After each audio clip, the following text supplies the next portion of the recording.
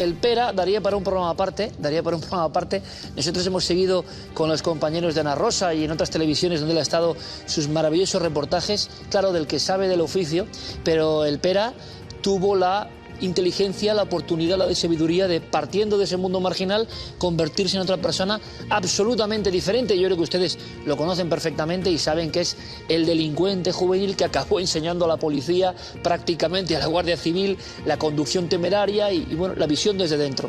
Pero ahora, ¿qué habrá sentido el Pera viendo este reportaje? Juan Carlos, bienvenido, amigo. Muy buenas noches, Iker. ¿Qué has sentido? Tú decías viéndolo, me dices a mí, ¿sabes qué, Iker? Todos mis amigos están muertos. Pues sí, es que esa es la primera reflexión. Primero me identifico mucho porque es más o menos mi época. Él era 4 o 5 años mayor que yo.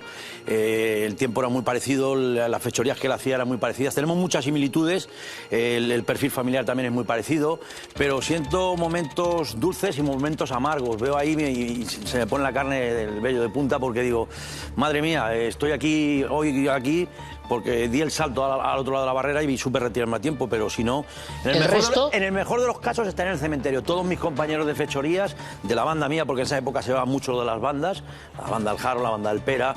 ¿De la banda del Pera qué pasó? La banda del Pera están todos en el cementerio. Unos por drogas, otros por ajustes de cuentas, otros por sobredosis, otros por enfermedades, por tener una mala vida.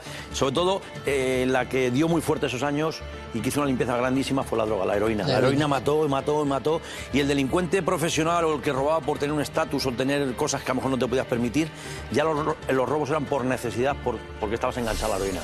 Yo en mi caso me salvé quizás por la temprana edad y el Jaro, pues quizás no estaría metido en ese tema, fumaba, que antes has dicho, porros, pero que no era una persona que consumiese drogas duras. Porque hay un aspecto un poco previo, ¿verdad?, a la llegada de la heroína. Hay toda una generación delincuencial y ya los 80 es cuando entra con una fuerza enorme, ¿no? Claro, pero esa época era muy típico lo de las bandas, el ser el jefe del barrio o de varios barrios y sentirte protegido. La policía te tenía cierto respeto, nos conocíamos, éramos casi como familia, pero sin serlo. Los buenos éramos nosotros y los malos eran ellos. Fueron unas épocas, una España en transición, la gente quería vivir la vida, que a lo mejor no se habían vivido años atrás, y el delincuente quizás pues iba a unos límites muy fuera de lo normal. Juan Carlos, tú que lo has vivido desde dentro, Jesús desde lo periodístico,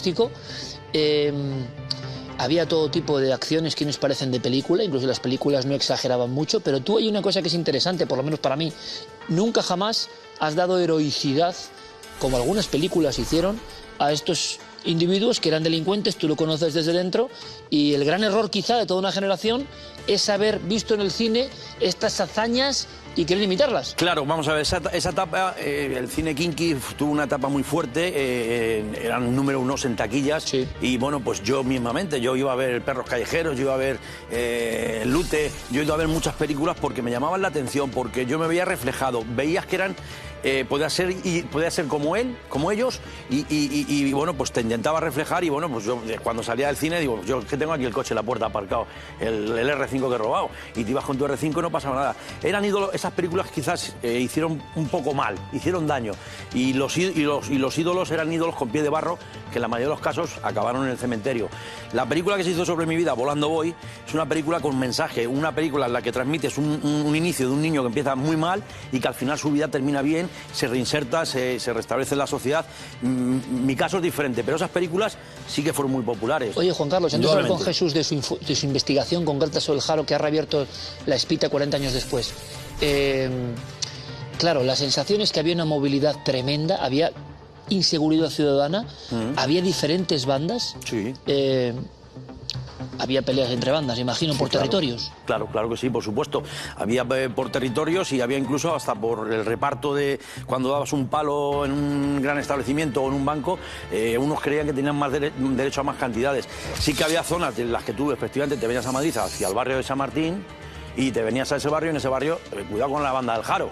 Entonces tenías que tener cuidado y tenías que entrar. Sí que es verdad que muchas veces los delincuentes son bandas, pero no son bandas. En esa época éramos como un grupo de colegas que nos juntábamos, ese grupo de colegas cada vez vas a más, empiezas haciendo pequeños robos en pequeños establecimientos y al final acabas atracando bancos, joyerías, chalés, había que sin tener escrúpulos. Cuidado, había que tener cuidado. Por ejemplo, en Madrid hay un mapa de lugares donde tú podías ir y no.